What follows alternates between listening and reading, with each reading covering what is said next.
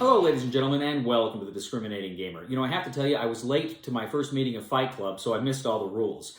But still, I gotta tell you, I really enjoyed Fight Club, and I would highly recommend Fight Club. Ladies and gentlemen, today we're gonna go ahead and take a look at Dungeons & Dragons Trials of Tempus board game from WizKids.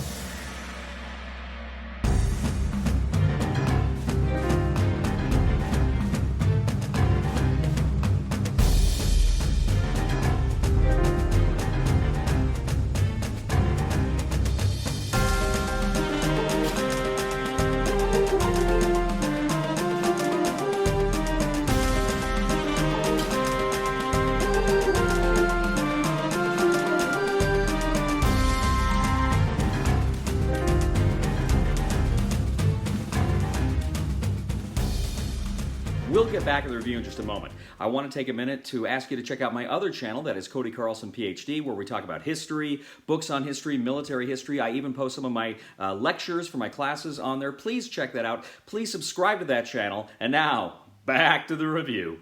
In Dungeons & Dragons Trials of Tempus board game from WizKids, 2 to 8 players take on the roles of various fantasy creatures as they attempt to prove their worth in this mythic realm. Now, essentially, players are going to go ahead and divide into teams.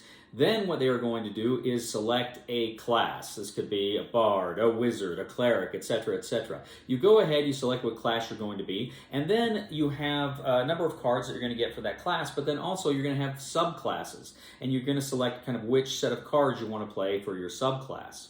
You're also going to select a specific character that you will play as part of that class. You're going to select which side of the board you want to play on. You've got kind of a forest board, you've got kind of an ice winter board. Then you're going to select 3 specific quests. You're going to go ahead and shuffle the quest deck and put out 3 specific quest cards. You're also going to go ahead and shuffle all of the various trial guardians. These are the big baddies at the end of the game. And then you're going to go ahead and select and put out 1 of those trial guardians that you're going to use in this game.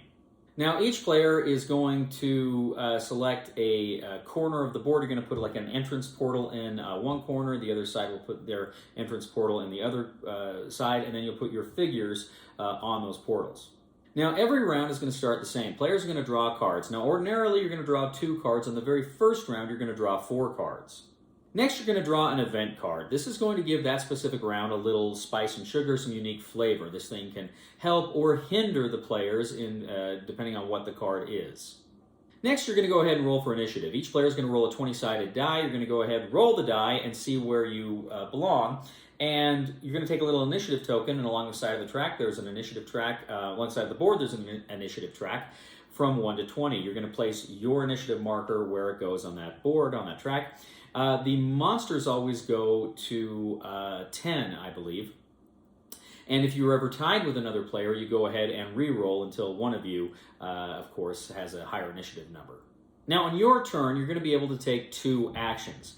Now, your actions are essentially given to you by the cards. Now, you have primary cards, which you lay out in front of you. Now, primary cards are always available. These are attacks, maybe weaker attacks, weaker spells, movement, these sorts of things. You're going to have these all out in front of you. But you can either play one of these, or you can play one of the cards from your hand, again, which will give you all sorts of different abilities, stronger spells, stronger attacks, etc., etc. Now, you may be able to chain certain actions with cards that have the chain ability. You may be able to take certain free actions here and there, and you may also be able to interact with certain items found on the board. Now, the board is populated with all sorts of nasty monsters and what have you. You have different camps on the board, little campfires, and you have kind of little monster groups around them. You may have some big monsters on the board too. So what you're going to do is, if you find yourself within I think 2 in line of sight of them, they will actually come at you on their movement, or you can go after them and attack, and you can get certain rewards on your attack as well. Now, attacking in combat is pretty standard here. Line of sight rules. You, again, have melee attacks and you have ranged attacks. And essentially, you're going to try to deal damage and get above their armor rating to deal the difference in damage. They can do the same things to you. Now, typically, if you're battling some of the bigger monsters, it is kind of the last hit claims the kill. So the last person that inflicts the killing damage, they get full credit for destroying that particular monster. You may be able to put certain rings on people. You could, put a burning ring on people that continues to inflict damage. You could put poison on them, root to hold them down. There's all these different little rings that you can put around some of these monsters, or that can be put on you in order to hinder your progress. Now, as I say, as you are moving around the board and attacking monsters, you're trying to fulfill the specific objectives of those quest cards, and there's different levels of the quest cards. So you're trying to go ahead and do what you can for them in order to advance your victory point standing. Now, there's various treasure chests throughout the board, and if you can go ahead and get to them and interact with them, you can draw a loot card. Now, a loot card usually has some cool weapons or armor or other important and interesting things, but critically, they will award you victory points, usually just 1, but you can go ahead, you can use those victory points then to add to your total. Now, as soon as one party or the other achieves 10 victory points, you kind of enter the end game. The end game is marked by the arrival of the Trial Guardian. You place the Trial Guardian in the middle of the board. This is a big baddie that you're going to have to fight. Now, again, the game will not end until that big baddie is dead, so you can still go around and do other things to collect victory points in the meantime. But once, again, as I say, someone inflicts that final blow, they claim the victory points for the Guardian. Each side goes ahead, they add up each of their victory point scores, and whoever has the most victory points wins Dungeons & Dragons Trials of Tempus board game. So that is basically it. I mean, there's a few more things going on here, obviously, and there's always kind of rules and exceptions with various cards, but essentially that's how you play the game here. So this is one I think just, it looks beautiful. Again, this is a great production. I'm a big fan of WizKids painted minis. I know some people it's not to their taste, but I really like them because I'm not a painter, and I really appreciate painted minis. And I think they look good. I think the cards look good. The board looks good. Aesthetically, this knocks it out of the park. It is a beautiful game. Now, the game plays, I mean, it's a standard kind of skirmisher dungeon crawl. It's very... it's similar to a lot of other Dungeons & Dragons games, like box games like this. If you've played a lot of the Dungeons & Dragons box games, I think this will be very familiar to you in a lot of ways. And yet, it does have its own unique charm and flavor. And it's fun because, again, we played a 2v2 game when we played it. And it's really fun. First of all, I like team games. I think it's fun to have a partner or partners that you're working with. I love team games, and this one I think just does it well. But more than that, I thought it was really fun. And again, this is a typical Dungeons & Dragons thing, but it's really fun to kind of see your character and somewhat individualize it. I mean, not as an actual tabletop game of Dungeons & Dragons, but you can actually... you pick your class, and then you pick a subclass, and then you pick your character. And so the characters on the board do feel unique, not just from each other, but also from game to game, because you're going to have different choices of how you're going to create these characters. And so I really appreciated that, and I think that gives you some replay value. But also, too, you've got a lot of different quest cards that are going to give you replay value. You've got a lot of the different... Trial Guardians that are going to give you some replay value here. So I think there's a lot in this box. There's a lot of stuff in this box, and I really like that. I'm not a fan of the last blow kills. The last blow that kills gets the VP. It's just, I don't know. It's not my favorite thing, and you got that in here. Not a big deal. It's just not something I really like.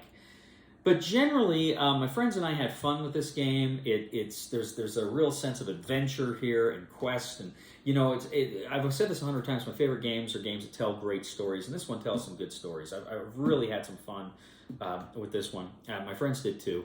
What can I say? Recommendation for the discriminating gamer for Dungeons & Dragons Trials of Tempus board game is buy it. Well, ladies and gentlemen, thank you once again for joining us today on The Discriminating Gamer. As always, we ask you to please leave a comment for us on YouTube, on Board Game Geek, on our Facebook page, or on thediscriminatinggamer.com. I'd ask you to please like us on Facebook, subscribe to us on YouTube, and follow us on Twitter. I'd also ask you, ladies and gentlemen, to please check out my other channel, that is Cody Carlson, PhD, where we talk about military history and books on history and fun things like that. I'm currently uploading my World War II lectures onto that channel, so please check that out. It would mean a lot to me if you would subscribe. Please give a thumb, a like to this video here on YouTube and on Board Game Geek. That helps us out a lot as well, and please subscribe. And if you are a big fan of the channel and you appreciate the content we bring you, I'd please ask you to consider clicking on the Super Thanks button here on the YouTube screen and leave a contribution. That would really help us out a lot. You know, ladies and gentlemen, the other day, out of the blue, my girlfriend tells me I've got no sense of direction. It's like, whoa, where did that come from?